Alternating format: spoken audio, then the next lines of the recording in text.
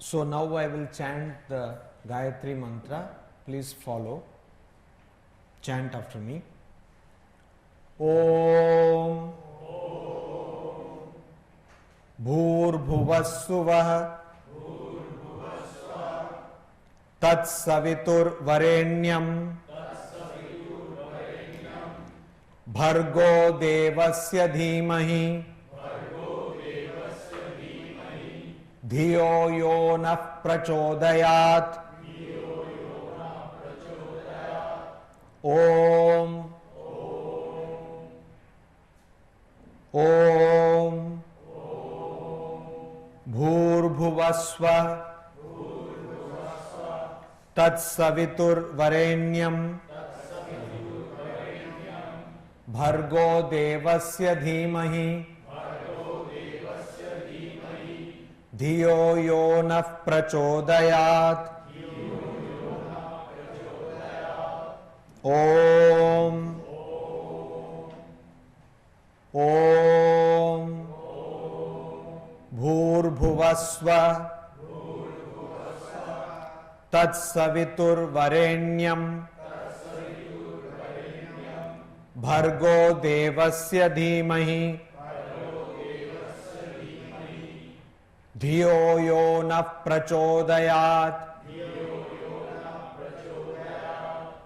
Om. In the Gayatri Mantra, in the Vyahriti, last time we saw what is Vyahriti. Bhuhu, Bhuvaha, Swaha. In the Vyahriti, there is a difference of chanting in different places. In some places, this is chanted as Bhu, Bhuvaha, Swaha.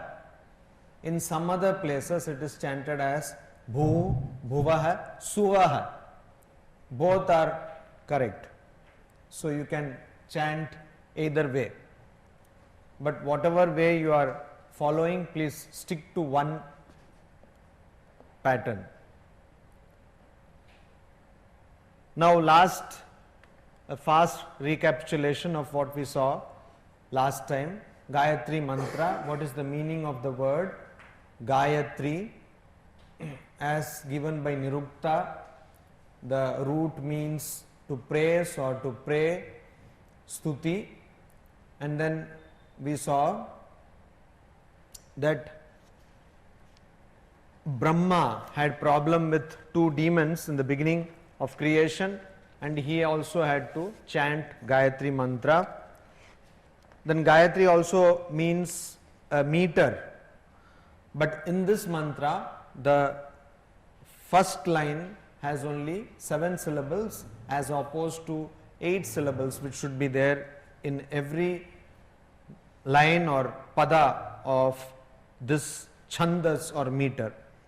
Then we saw what is the meaning of mantra. This Gayatri is called Brahma Gayatri or Savitri Gayatri. Brahma Gayatri because it leads to the knowledge of Brahman. Savitri Gayatri because it is talking about the creator of this universe, or literally the root means Savitra, means one who gives birth to, or the womb. Savitra. Savita means one who gives birth to. So Savitri Gayatri. And in some dualistic connotations of this mantra, there is a goddess Savitri who is prayed here. But neither Shankaracharya nor Sayanacharya give that interpretation. Both of them, they give the interpretation that by this mantra you meditate on the being who has produced this universe. So we also saw the mantra itself, how this mantra has to be started with Om and ended with Om, and this Bhurbhuvasvaha, this is called Vyahriti. The actual Gayatri mantra starts with Tat Savitur Varenyam, ends by Prachodayat. So this Om and Vyahriti is added in the beginning, and this mantra ends by Om. This is how Shankaracharya has told that this mantra should be chanted, and also this is how the methodology of chanting this mantra is given in Taittiriya Aranyaka that we saw. Then we also saw a translation. Om, we meditate on the adorable effulgence of the Lord who creates everything. Let He kindle our higher intelligence. Then we saw what is the translation of Swamiji. We meditate on the glory of that being who has produced this universe. May He enlighten our minds. This is the translation Swamiji has given. And this is what Shankaracharya says, why there should be that there should be pranava in the beginning and the end, and vyahriti, 3 vyahritis. And then we saw that the Gayatri Mantra as found in the Rig Veda is called Shuddha Gayatri, and this is Sayanacharya, and Sayanacharya was indeed in the 14th century. He was the brother of Madhva Vidyaranya. I think somebody was mentioning that here last time. Madhva Vidyaranya, who wrote Shankara Digvijaya, the supposed to be the authentic biography of Shankaracharya. Now they were down south, both of these people, they were in the court of Vijayanagara Empire.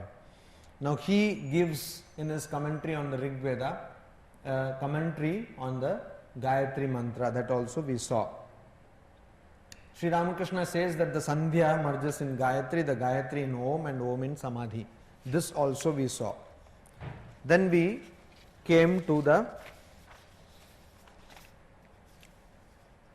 object of meditation of Gayatri is Om. And we saw that the subtlest manifestation of Brahman is Om, and Brahman is without form or quality. So Om is also known by the word Pranava.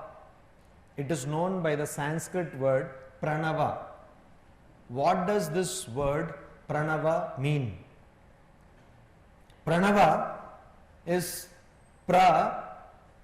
is the prefix. In Sanskrit usually we have a root word, like other classical languages, Greek and Latin. We have a root word and there is a prefix or suffix. So Pranava, the root is nu, and there is a prefix pra, and there is a al suffix. And the vyutpatti, or the one sentence meaning explanation of this word Pranava is pranuyate prakarshena stuyate parabrahma anena iti pranavaha. Pranuyate prakarshena stuyate parabrahma anena iti pranavaha. Prakarshena means very clearly, very clearly, without any doubt. Prakarshena, clearly. So prakarshena pranuyate, one that bows down to, or brings out. Parabrahma, mentions Parabrahma, the ultimate reality, that is Brahman. That is called Pranava. Anena means by which it is done. This is done. Stuyate, also by the word by which this Parabrahma is praised. Stuyate means praised. That is called Pranava. So Pranava is the clear prayer of Parabrahman. Prakarsha. Prakarsha means very clear, without any doubt. Very clear. Now, we see that in Devanagari, this is how Om is written. And Om is always associated with some kind of luminosity, some kind of light, some kind of effulgence to it. We are saying in the mantra, Tat Savitur Varenyam Bhargo Devasya Dhimahi. We actually are meditating not on the being who has produced this universe, but on the effulgence of that being. Devasya bhargo dhimahi. Tat devasya bhargo dhimahi. We meditate, dhimahi is in the plural, that means we meditate on the effulgence or the radiance or the luminosity or the brightness of that deva, that being. So that is why Om is always invariably associated with some kind of light. And also Om is of course associated with sound. Om. And technically speaking, Om is made up of three sounds, A, U and And it is found in phonetics that these are the sounds which compose all the sounds of all languages. Now, you can't make any sound which does not come under the ambit of these three basic sounds. So like in colors you have either RGB or CMYK. RGB means red, green, blue. CMYK means cyan, magenta, yellow and black. So all the printing is done using various combinations of these colors. Similarly, in sound also you have only these three basic sounds, A, U and you can produce whatever sounds you want. So Om signifies the seed of all sounds or seed of all language, all speech. Why is this important? It is important because there are various philosophies both in the Western world and also in the Eastern thought which say that the ultimate reality is nothing but sound. In Indian philosophy, they are called Spotavadins. The philosophy is called Spotavada, and they consider the ultimate reality to be Shabda Brahman. People like Bhartrihari are propounders of this philosophy. Shabda Brahman means the ultimate reality is in the form of sound, and the ultimate sound is Om. Now the same idea is also present in the Western philosophy, where they call this as Logos, Logos. And they take clue from the biblical statement, in the beginning was word, word was created. So word, and also interestingly in Quran, when Allah is giving the knowledge to Prophet Muhammad, so it is being given in the form of word, and then he is telling that you write it, and that is why according to the Muslim faith, if you present them a pen, if you present a Muslim a pen, it is considered very holy, because in the Quran the message begins with the writing of the message of Allah by a pen, with a pen. So this, somehow this logos or the written word or the word is given a lot of importance. Also in Judaism, the word is given a lot of importance in the major religions of this world. And of course in Sikhism, Guru Granth Sahib, Naam. Naam is very important. And what do they actually consider as their guru is Guru Grantha Sahib. So Grantha is the book. What is that book? It is like Vedas. Vedas are actually no books, a mass of knowledge, but they have been somehow compiled by Vedavyasa. Similarly, this Guru Granth Sahib is nothing but a mass of spiritual knowledge. You will find writings of Surdas there. You will find writings of so many people there. And that is what is sung by them. And that is considered by Sikhs as a scripture. So you see, importance to the written word is given in almost all the major religions. Now that is why we have to understand that Om has got two significances. One is two kinds of importance. One is the importance of its luminosity or radiance. Now this radiance is nothing but knowledge which is expressed as light. And the other important feature of Om is its important element of being the basis of all sounds. Now Swami Vivekananda's Guru Sri Ramakrishna said that the sound Om is Brahman. The rishis and sages practice austerity to realize that sound Brahman, Shabda Brahman. After attaining perfection, one hears the sound of this eternal word rising spontaneously from the navel. What will you gain? Some sages ask. By merely hearing this sound, you hear the roar of the ocean from a distance. By following the roar, you can reach the ocean. As long as there is the roar, there must also be the ocean. By following the trail of Om, you can attain Brahman, of which the word is the symbol. That Brahman has been described with the Vedas as the ultimate goal. Etad alambanam param. We have seen this in Kathopanishad. So Kathopanishad gives lot of importance, as does Mandukya Upanishad, to this Om. So what Sri Ramakrishna is telling here is, it is known that by continuous practice of meditation, you come to hear what is called the anahata dhvani, sound, but anahata. What is the word anahata mean?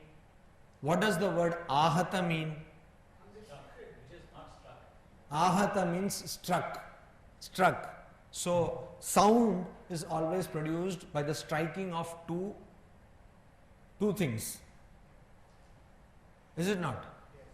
Sound is produced by the striking of two things. So when sound is produced without any such striking, it is called anahata dhvani. Anahata dhvani. And it is supposed to emanate from your navel, nabhi, from your nabhi. So when you meditate, suddenly you may hear Om, and that may be from your nabhi dhvani. But please don't be over enthusiastic. It could also be from some MP3 player. So now you should be doubly sure that it is coming from your navel. Otherwise, there are so many devices where it will say Om, and you are thinking you are hearing this anahata dhvani. Now there was one Swami by name Shantanandaji. He could hear, or rather he used to regularly hear this anahata dhvani. Swami Shantanandaji. So Shantanandaji told that, can't you hear pranava dhvani, anahata dhvani? It is very simple. Just concentrate your mind, be calm for some time, and you can also hear. So somehow Shantanandaji thought that everyone can hear. So he said that you can also hear. He was a great person, great sage, realized person of course, who had realized Brahman. So he used to hear this. The most basic or the subtlest manifestation of Brahman. Now the next level will be Gayatri. Okay, so you can nod your heads properly because I am going to ask questions just after this. No, let me finish. First I will ask, then you can. Gayatri, and after Gayatri it is Vedas. Now can anyone tell me why is this so? Can anyone give me a logical explanation of why it should be this? Om, then Gayatri, then Vedas. Why?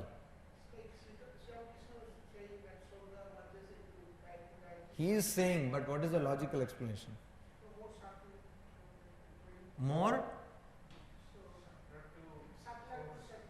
How is Gayatri less subtler than Om?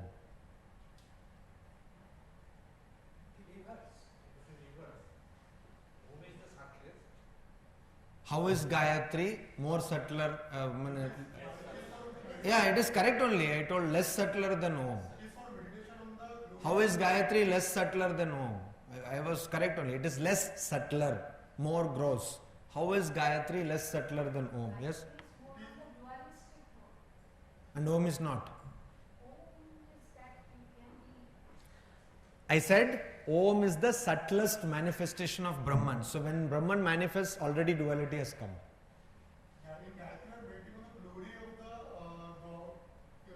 No, you are are not meditating on the glory of Brahman. You are meditating on the effulgence of Brahman. When you Om encompasses everything that is manifested. Okay. Because anything that is manifested has to be. We should be able to. No, my question is, how does Gayatri come after? How does it become grosser than Om? Yeah. So Om encompasses everything. Okay. Which is manifested. Gayatri is just a subset of that. It is not the whole thing. After Gayatri is made up of some of the vowels. Gayatri also encompasses everything. Then you have not understood the meaning of Gayatri. But that is only in three. That is in. That is in 3 syllables. Three in a very. What do you mean by subtle? So Maharaj, that Om actually encompasses the whole thing in only 3 syllables. So this had got many syllables. That's why. Gayatri has got more, so it is not as, that's a very subtle thing. In 3 syllables it is encompassing everything that exists. Gayatri requires 24 plus 7, 31 syllables to do it. Okay, you are near the point, but the explanation is... This whole, No, you are near the point, but explanation is lacking. Gayatri includes Om Guru also, so it is including the manifested universe. No, Om is like the... Vedas, Gayatri is the condensed form of the Vedas and Om is the condensed form. Why so? That is only 3 syllables. This is... Oh, that cannot be the explanation. You see, Om is talking only about the... Om is in the seed form. But in Gayatri already you have talked about the different worlds. In Gayatri you already talked about the divine being. In Gayatri you have already talked about us. Dhimahi. We are meditating. So already Gayatri has got God, universe and the beings. All these things has come in the Gayatri. In Om that is not there. So actually you see Brahman alone is there. So it is not that it is not encompassing, it is encompassing, but the manifestation is more in Gayatri. And when you come to Vedas, automatically in Vedas, you are talking about rituals, you are talking about different rituals to be performed. So Vedas are obviously grosser than the Gayatri.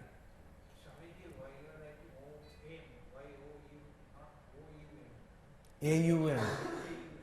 You can write whatever you want. Both are prevalent. Om. Because original Om is not in English language, so you can write. Now, is this clear or not clear? So Gayatri includes that those 3 are not just, you see, Bhu, Bhuva, Swaha. So Swaha means the cosmic world. Swaha means the cosmic world and or the divine world. Okay, and Bhu means the what we call material or the earthly world. Bhu, Bhuloka, not only Bhuloka. It also includes. So Bhu, Bhuva, and Bhuva means the in-between world. Bhuva means in-between. We will see that. So that is why this is told like that. Now we will go to some other profound thing which is found in Mandukya Upanishad. Now we will have to enter into deep waters. So please follow carefully. Mandukya Upanishad, based on Mandukya Upanishad, is it visible to everyone? Everyone? In the back? Visible? Okay. So Mandukya, is it not visible to anyone? Please? Oh, okay. See, he can make jokes, cut jokes. Huh? No, I cannot see. No, you cannot see, that we know. What I am telling is, means anybody? Everyone can see. So what is this? The first letter written there? Based on Mandukya Upanishad, don't worry, I will read it out. Based on Mandukya Upanishad, this table has been made.